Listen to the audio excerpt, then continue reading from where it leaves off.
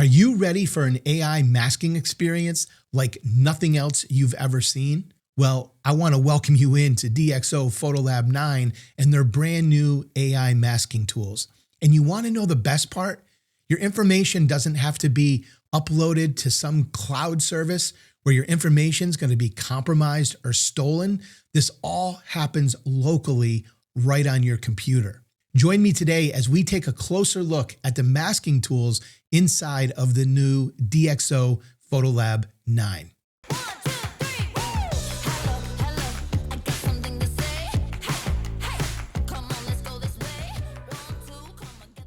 Hey everyone, I'm Jeff from Magnolia Photography SC, professional wildlife photographer in Charleston, South Carolina. For those of you returning to the channel, welcome back. And for those of you joining us for the first time, welcome in. As we jump into today's video, we are, of course, going to be looking at the new DxO Photolab 9. And with this new version comes some absolutely amazing updates. I recently put out a video talking about all the new features that we can expect to see. And if you haven't checked that out, I highly recommend you do. I will include a quick link to that video at the end of this one. So be on the lookout for that because that has a lot of information that's really valuable for you. But there are a ton of features inside of the new DxO Photolab 9, many of which are going to help us with our asset management, right? It's going to be about how we can batch name our photos, how we can stack in the film strip, how we can do all sorts of different things to streamline our workflow and streamline our process and really maximize our efforts inside of DxO. But it doesn't stop there. There are also a lot of updates as far as the functionality of DxO Photolab 9, including new AI masking tools. And not only that, but we're also going to be able to have their incredible noise reduction. Now we can apply their noise reduction globally and locally. So if there's specific parts of your image you want to apply additional noise reduction to, you can do that. If there's parts that you want to avoid noise reduction altogether, well, you can do that too. This program is packed with so much power. It's just unbelievable. And as I mentioned in that last video that I did on the features of the new DxO, what I find even more mind-blowing is that we're going to be able to use the existing masking tools that DxO has had for years. And these are very powerful tools. And we can use them in conjunction with the new AI masking tools to just gain a whole new level of control that we've never seen in AI masking before. And that's what I find super intriguing. So I want to jump in, show you some of the new AI masking features. And I want to give you like a little bit of an example of how we can use the old masking tools with the current masking tools. So you're going to want to stick around to see that. So let's jump into DxO Photolab 9 now and take a look at these new features. Okay, so now we're into DxO Photolab 9 and we are just at the main screen that we're going to see in the Customize tab. If we go to the upper right-hand corner, we'll see the Customize tab. And if you're not familiar with DxO Photolab, this is where we do our developing of our photos. If we clicked on the photo library, this will just show us what we have in our project folder here. And of course, we can do all sorts of different things with file management right in this part of the program. But we're going to go to the Customize tab. And then from there, we're going to go over here to this little icon in the upper right-hand corner that looks like a little brush. This is the local adjustment tool. So we're going to go there. And then what we're going to see is this is the new AI masking tool icon right here. And then we have our control point. We have our control line, our graduated filter. We have a luminosity mask. Now, the luminosity mask is something that comes with some add-on features to DxO, like if you get the film pack or their Nick Collection 8, those types of things. Sometimes you get some extra features, and this would be one of them. We get the hue mask, which is part of it. Then we get the auto brush. So this has the edge detection, so we can paint over a subject. It'll detect the edges and protect them. And then we just have a regular adjustment brush that we can use as well, just to do kind of more of a freehand kind of painting if we don't need all that much precision, but want to select something. So we have all these tools available to us, but I want to start with the AI masking tools and really take a look at that. So we're just going to simply use this photo that we have in front of us. I'm going to click on the AI masking tool. And then once we do that, we're going to go down to the bottom and we're going to see a bunch of tools down here. We will get to these tools to the left here in a second. I want to start with the little picture of the person.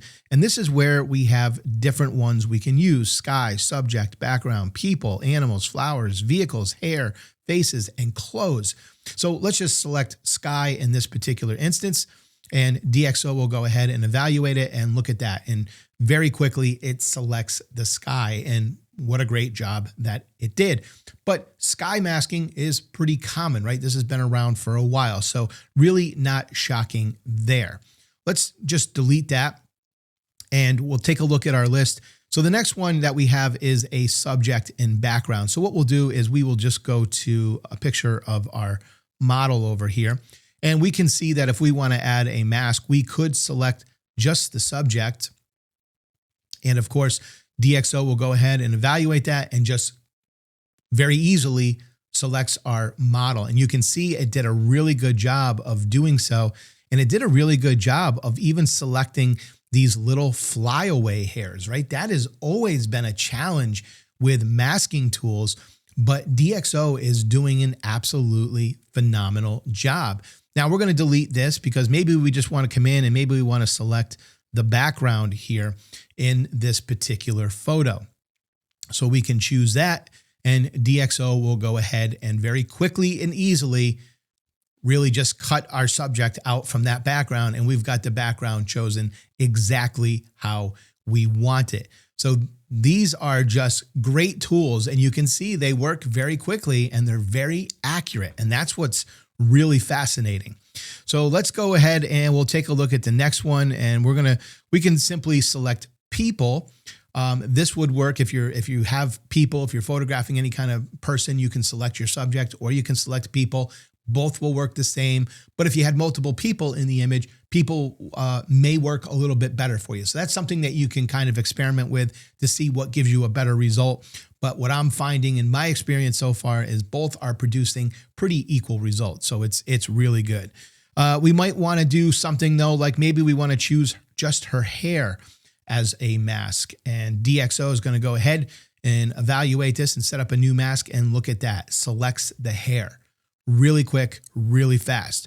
We might want to select her face, and we can go ahead and do this, and DxO will once again create a new mask, and you can see all of these being set up over here on the right hand side, and you can see that it selected her face.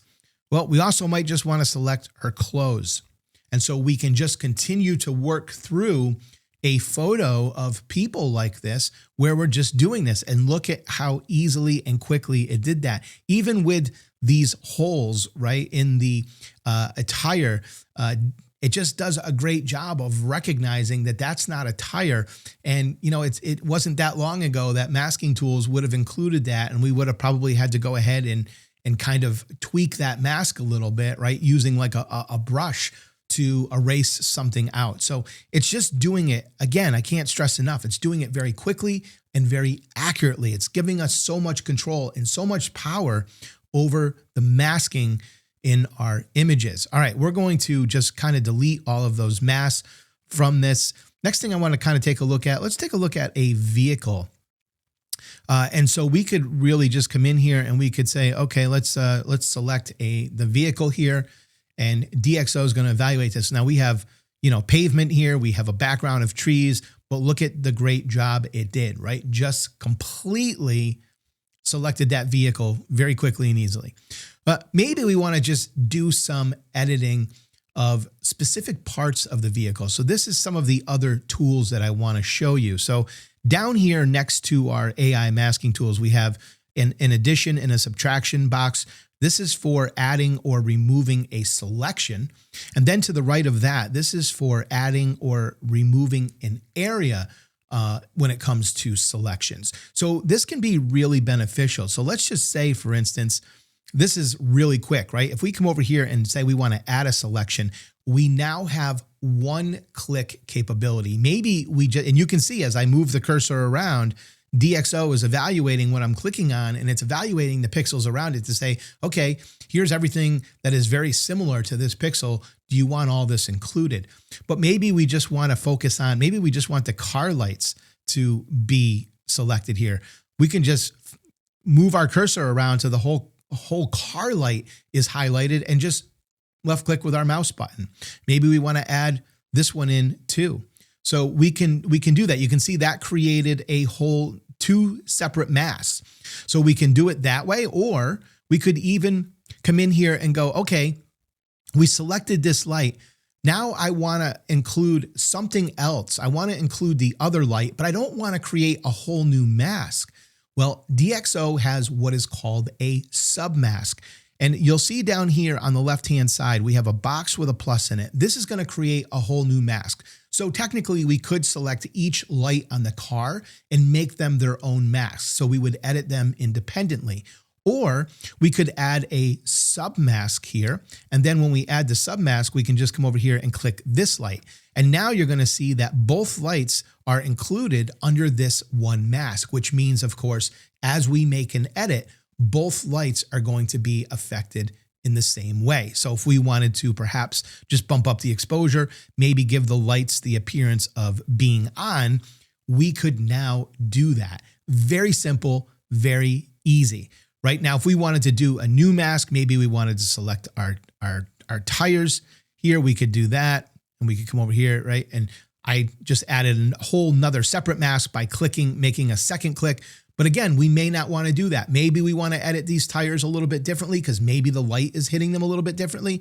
But if we wanted to not put them on their own mask, once again, we can come over here and we can just add a submask, and I could click on that. And now both tires would once again be under the same mask. So any edit we do will affect them equally. You can see right away the power we have here. We can make separate masks. We can make submasks where everything is grouped under one. Gives us a lot of flexibility, gives us a ton of precision and control here. All right, we're going to just delete all those masks right off of this photo. Now, the next thing I want to take a look at, let's take a look at some flowers. So we could come in here and we could simply choose the flowers. And DxO will go through, look at our subject and make that selection, and did so very quickly. What's pretty cool here is now we could even say, okay, we've got our flowers, but maybe we don't want them to be blue. Maybe we want to change the color of them, right? And now we can start to move our hue slider around here, and we can easily change the color of our flowers. Look at how quick this is. These are all things that needed. You could do these in the past, right? You could do these in past masking tools, and you could do it prior to masking tools where you had to manually select things. It is just so much faster now, so much faster. And it gives us just an incredible amount of precision. And I hate to continue using those words over and over again, but there really just aren't any better words for the speed and accuracy that we're getting from these masking tools. This is pretty darn amazing. So again, I just want to go back to these quick tools down here. Again, if we use these selections down here, we can simply one click and make selections. That is very quick. The other one I want to show you quickly here is what is called a bounding box. So, many times in wildlife, when we are, out photographing, we have a situation like this where we have our subject on the water and it comes with a reflection. Well, sometimes we might want to make an edit that affects both the subject and the reflection at the same time. And sometimes we might want to do that separately. But I find in my experience, a lot of selection tools don't select the subject and the reflection for you. But now with DxO, we're going to have great control over our selection using this bounding box. So we can just draw a box around our subject. If we just want the subject, we can stop there.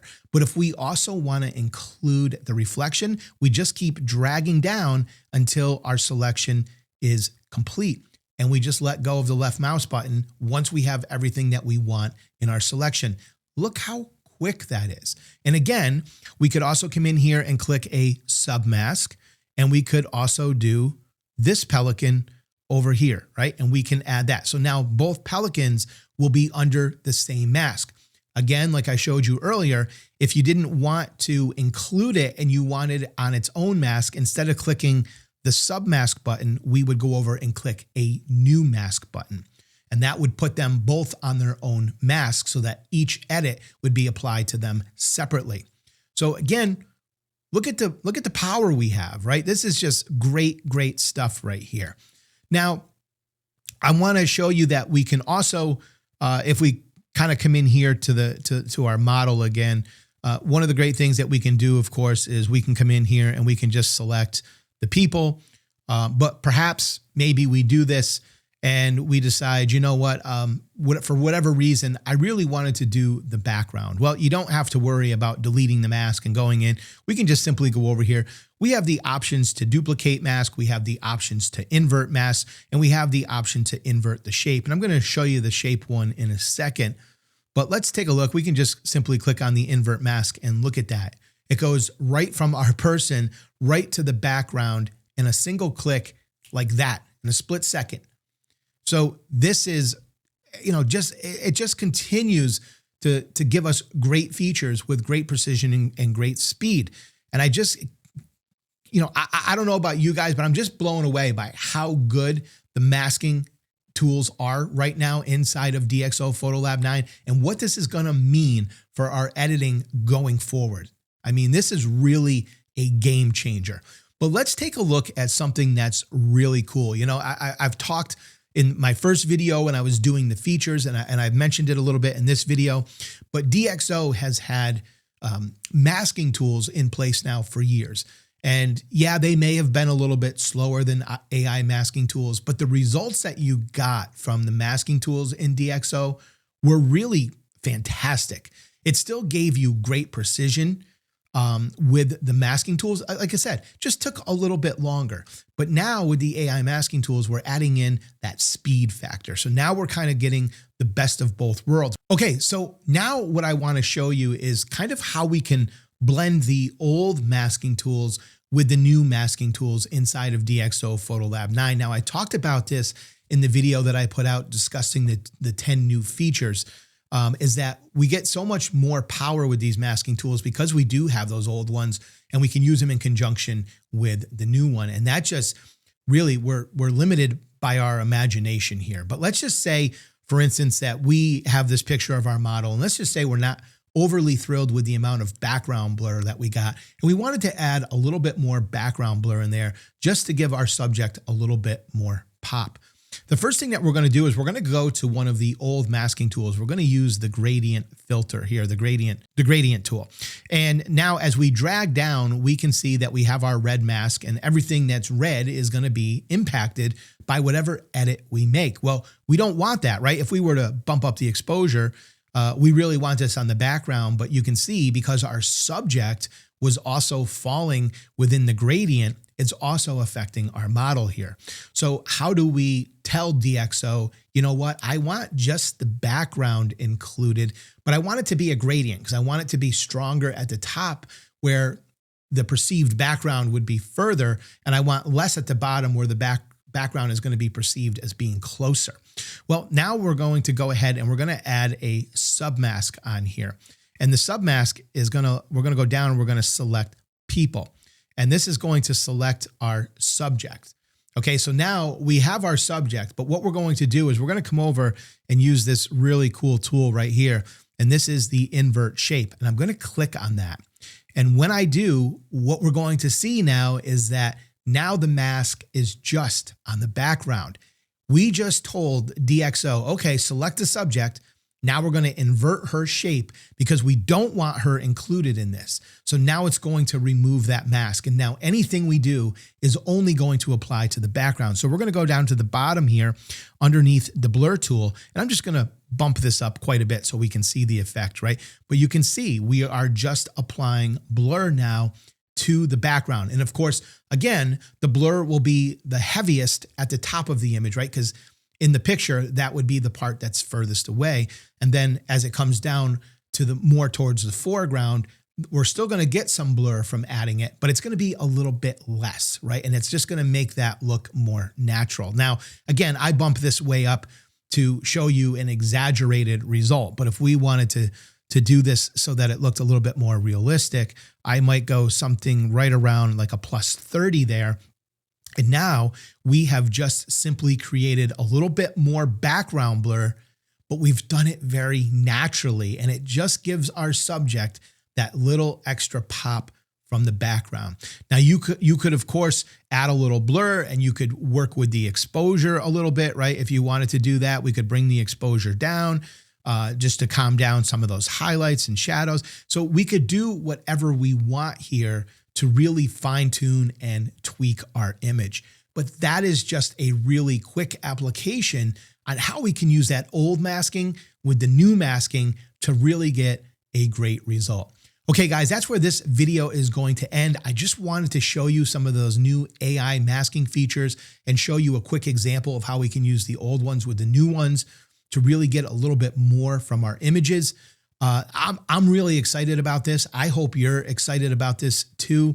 If you want to learn more about DxO Photolab, you go over to magnoliaphotography.sc.com/store. I do have my DxO Photolab 8 Masterclass. So if you're new to DxO Photolab 8, you might want to learn and you want to learn some more about that program. Maybe you're brand new to it. Maybe you've been using it for a while, but just want to up your skills. That course is still available to you, and it's just $97. I am going to be adding, in addition to that course, I'm going to be adding what is included in the new DxO Photolab 9, so that if you purchase that class and you're also purchasing DxO Photolab 9, you will be able to access those updates. I will also be putting out a new course for DxO Photolab 9 specifically. So if you're completely new to DxO Photolab and you're starting with version 9, or again, if you're in that position where you're familiar with DxO, but you need to really bump up or level up your skills, this course will be available to you as well. And I will let you know as soon as it's released. Thank you so much for joining me today, guys. Don't forget, before you go, you're going to want to check out this video that features all of the new features inside of DxO Photolab 9.